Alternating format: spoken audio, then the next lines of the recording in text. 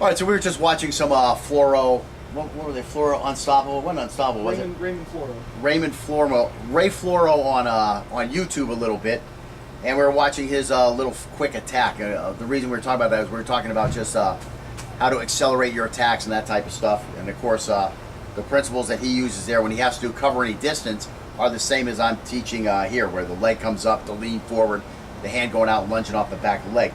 He also has kind of a interesting defensive response where he's kind of leaning back and he still is able to counter pretty quickly. The problem with him is, the guys that he's usually sparring with are chopping up his hands so bad that he would be out of the fight. But anyways, then we start talking about that, and what we saw was another video where he uses a timer like you would use for a handgun competition, and when it beeps, he then has to go and strike with a knife. And to see how quick it is, he hits a tambourine so that there will be a noise that will turn the timer off. And what he saw is that his strike, on an impetus of the beep from the timer, he can get out and strike the target within 0.23 seconds. Now, of course, that's his specialty, is that speed strike like that. And your strikes may not be that fast.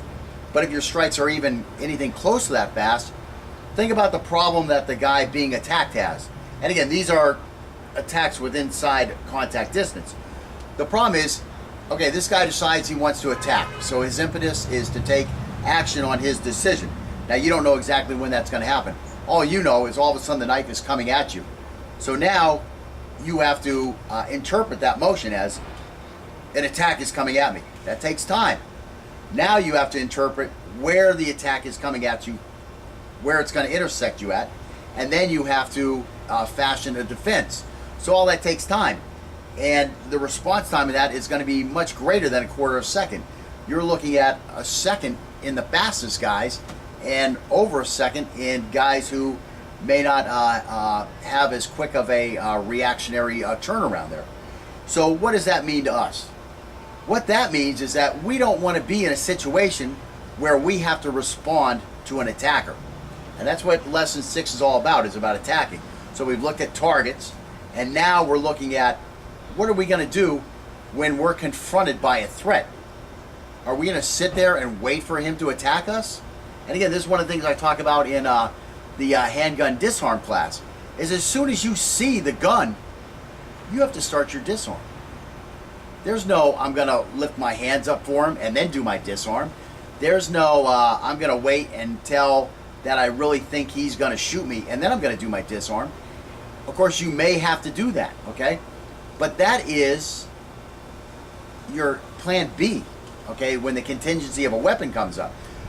Plan A is, as soon as you see the gun, get your shit in motion and bring the attack to this guy. Now put him in the reactionary thing where he's got to go, oh my God, what's happening? Is this guy moving towards me? Oh my God, yes, he is moving towards me. Oh, I've got to get my gun on him. Oh my gosh, he's moving to the side. I've got to turn my gun. Okay, now that took me like 5 or 6 seconds to verbalize that. In your mind, that's happening in microseconds, okay? It's happening very quickly, but unfortunately, you're behind on the OODA loop, and you're not going to catch up, okay, if you're the bad guy. If you're the good guy, you're already in your action phase, while this guy is trying to reorient to where you've moved to, okay? Same thing with an offensive attack with a knife. As soon as you see this guy has a knife, okay, and he's in your area, and he's not supposed to be there, okay, and you have interpreted his actions as a threat, self-defense should begin. I mean, what are you going to do? You're going to wait till he gets all ready, and then you're going to do something? Remember, we've already got the knife palmed, okay? We've seen this guy following us to our car. Now, he may just be going to the next car down, okay? So we can't just start accosting this guy and whipping our knife out on him immediately. I mean, we need to go about our daily business being cognizant of what the F he's doing, okay? So now, all of a sudden, we put our key in our car, and this guy starts coming down between our car and the car next to us. Stop, stay back. Now, all of a sudden, you see that flash of steel. The fight is on, baby. And it needs to be you slashing this guy the F up immediately. Okay, so again, we're on offensive attacks, lesson 6. Hello. Whenever possible, we should initiate the attack rather than letting the threat take the initiative. Counterattacking takes more skill, and a mistake will probably mean a significant injury. When we're on the attack and we miss, there is less chance of being injured because the threat is focusing on defending rather than attacking. When we feel our life is threatened or that we are in imminent danger of serious bodily injury, we should look for ways to initiate the attack. Our attack is our self-defense. Many people talk about the will to survive required for succeeding in a life and death encounter, and this is very important. However, concepts should not take a back seat. Relying only on a huge blast of adrenaline could get us in a lot of trouble. If we have a well-practiced way to getting clean and do the job while greatly limiting our risk, by all means we should use that concept. The concepts taught in this course are not as down and dirty as some other legitimate concepts. These concepts require more skill than a jailhouse shanking or assassination attempt. This is because we have gained more skills by doing all the drills in the preceding lessons. And the biggest benefit of having more skills is more flexibility in attacking. We can now perform numerous techniques that are built from foundations and concepts that we have learned in practice. By the end of this lesson, you will not only be able to do more sophisticated attacks, but you will also be able to do the simple, straightforward, down and dirty jailhouse shanking assassination attempt techniques in a safer manner than many other systems teach. If we take the time to study hard and practice often enough, to ingrain the fundamentals and concepts of these techniques into our being, then concept can be a greater factor in determining victory than sheer will. Okay, so the following attacks against an unarmed assailant and the attacks against an armed assailant will relate to the position the threat is in. However, they all have similarities. With practice, we may find that the attacks work well for us, or we may want to alter the attacks to suit our fundamental strengths. The best thing about these attacks is that they are easy to alter, and we'll be practicing many variations as we continue the course. So again, the fourth fundamental of the course is to be flexible and to use what will work now rather than relying on one concept. The one thing to point out is that any attack we plan on using should be practiced on as many different styles and people as we can find. We'll have plenty of opportunities to do that in the next 3 lessons. In real combat, we will probably not get a second chance to perform. In real combat, we will probably not get a second chance, and performing any concept properly or improperly the first time will probably be the last time the threat gets a chance to see us performing it. So again, if we perform it properly and in this guy's life, it's his last chance to see it. If we perform it improperly and he ends our life, it was his last chance to see it. So anyways, what we're going to look at now is attacks against an unarmed assailant. Now this may sound absurd, but again, if you're the smaller guy, or if you're a female, or if, again, a guy comes up and threatens you, he doesn't have a right to come up and threaten you. He doesn't have a right to come up in your face and demand your car keys or your money, okay? And you have a right to defend yourself, okay? Using a knife against a threat is an acceptable response in many locales, okay? In your locale, they may have that thing where you can't go above the other threat. I can't remember what they call that. But it's like if a guy is fist fighting you, you can't pull out a knife. If a guy is knife fighting you, you can't pull out a gun. I don't even know if these are real laws. I remember, again, sitting around in the Marine Corps drinking on a weekend and having guys tell me that, you can't go to a higher level of threat, in certain locales. I don't know where that would be. I've never lived in one of those places.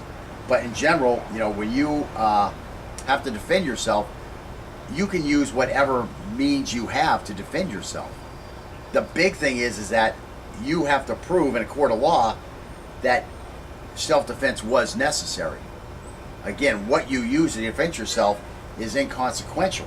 I mean, you were in a situation where you felt there was a chance where you could be killed or receive serious bodily injury, and you defended yourself. You're going to grab the first thing around. Well, I happen to carry a knife. So again, attacks against an unarmed assailant are practical and realistic. Okay, that's the first thing I want to say before we start that argument. There is no argument. If you make post comments about it, I'm just going to remove your comment. It's never going to see the light of day because you are an absurd individual. If you think that in your self-defense, you're going to use the minimum response possible, it's just not practical. Okay, your life is on the line, or you're having to spend the night in the hospital, or a week or a month in the hospital, and spend months rehabbing from the injury that you received because you didn't use the best means of self-defense available to you.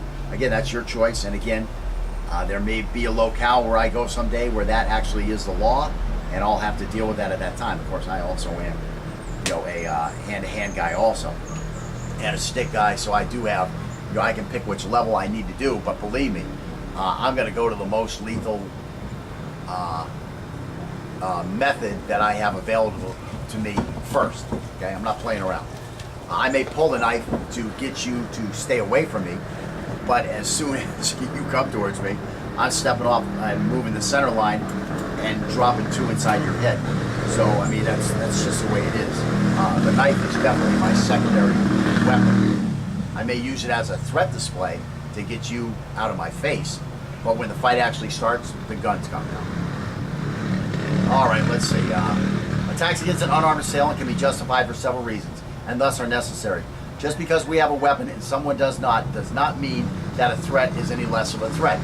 The rules are the same against an unarmed attacker. If we need to defend ourselves against the possibility of life, a loss of life, or serious bodily injury, we need to use the maximum force legally available until we are certain that the person is no longer a threat to us. The big difference here is that unless the threat is just nuts, a threat is much more likely to retreat. When the threat begins to retreat, we no longer have a need to defend ourselves, so we must stop our attack unless we have the legal right to pursue. So again, yes, we do have a right to use the weapon in our self-defense, but once this guy is no longer threatening us, we need to stop. Okay, we can't now chase this guy down the street with his back turned towards us as he's trying to escape and stab him 18 times. When the threat begins his retreat, we no longer have a need to defend ourselves, so we must stop our attack. That's what's critical here. Okay. All right. So first, we're going to look at a frontal meeting where we are going to have opposite side leads. So what it's going to do is this guy's going to look like a mirror image to us. We're going to be leading with our left leg, and the threat is going to be leading with his right leg. Okay, so first off, the advantage here is that we practically have the threat flanked already. When we attack, his only choices are to turn away from the attack or to jam it with his lead arm. Either move allows us to easily complete the flanking maneuver. We deploy our weapon in a manner that is not viewable to the threat and attack from a casual stance with what I call a head-to-toe cut on angle 1. The initial slip attack should take us to a flanking position on the threat's lead side. After the initial attack, follow up immediately with a palm strike using our empty hand and finish the strike by grabbing the front of the threat. We are then going to continue the attack by kneeing the groin outer thigh with our rear leg. We're then going to take the rear with a step and drag while catching the shoulder we have just flanked with our free hand. If we can't immediately get behind him, get our free hand into his eyes or just hang on to him while hooking an angle 6 thrust into his kidney area. Be careful again to avoid the spine, ribs, or hip bones. Now, if we are able to get around him, simultaneously to the second step and drag, we're going to reach around to the far side of the threat's neck with our knife hand, as again we roll the handle, and we're going to finish by slashing the throat wide open. We're going to mount as he falls and cover his mouth with our body to keep him from choking too loudly. Again, this we're getting into sentry removal here. If he continues to struggle, try to work the knife into the side of the throat or into the area below the back of the skull where the spinal cord comes out. So again, we'll work on this a little bit and we'll get ready to show you this.